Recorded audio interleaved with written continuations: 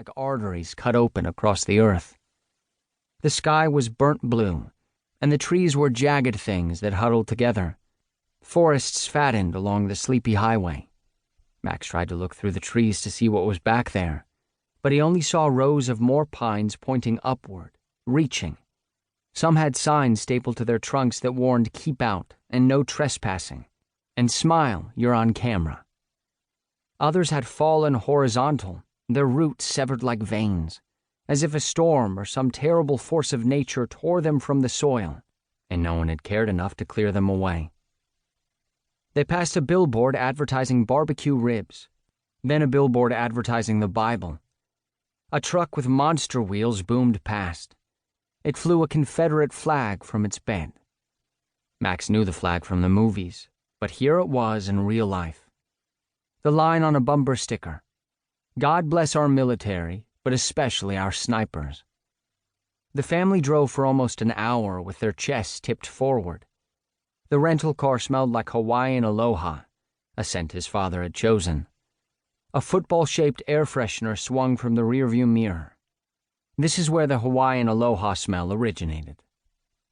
His mother flicked it and said, "Aloha headache." His mother lit a cigarette and blew a line of smoke at it. The sunset was enough to make them pull over and step onto the shoulder of the road. Max brought out his camera, and his father snapped a picture of him flexing his muscles in front of I-20.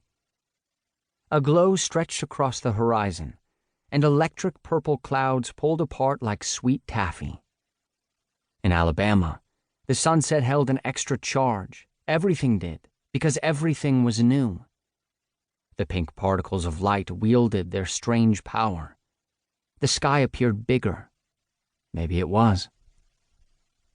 When the car plant came into view on the left, Max's father jabbed a thumb at it. That's where he would be stationed. The main building was German-looking, white and clean, with a sleek roof made to mimic a series of coastal hills. The sterile campus and its familiar design relieved Max. He turned his head and stared as the building shrunk into the distance. His father took the exit into town, "Welcome to Delilah," and began to laugh. Max wondered if he should laugh too. Something about the scene did seem funny. It was funny that they had arrived. This was it. The car slowed to an inch in front of a series of traffic lights. In the truck next to them, a hard-jawed man in a cowboy hat hung an arm out the window and ashed a cigarette. They were home, if you could call it that yet. On both sides of the street, neon signs pulsed with life. They beckoned with taco burgers, catfish platters, frozen yogurt parfaits, and paper cones of popcorn chicken. There was so much brightness, Max could have forgotten it was night. They drove down a road named after a legendary college football coach who'd led the team to many national championships decades ago. His father had heard of him. All the way in Germany, he knew of the man whose street they drove down. His father seemed impressed by his proximity to the dead man's legacy, pleased with himself for knowing. "If you want to understand this place, you need to understand the pride they have for this man," his father said. "He gave them hope, and hope is a remarkable thing to give."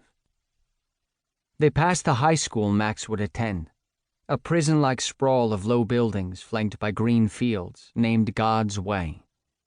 The school was a private evangelical school, and although Max's family was not religious, the school had been recommended to them by his father's new colleagues. "The public schools here are full of violent kids. There's at least one stabbing in the cafeteria each year. Everyone's daddy's got a gun. All the boys know where to find the gun. You'll get a better education in private.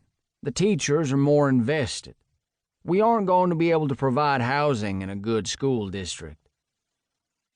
Whether it was true that the schools were as violent as they'd been told, the word gun scared Max's parents into obedience.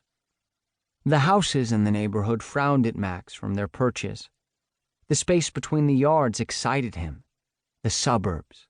American largeness. The homes looked like they had fallen asleep, their curtains drawn, their interior lights a drowsy blue. Inside the rooms of the houses they passed, Americans did American things. Max felt television famous when his father pulled their rental car into the circular driveway.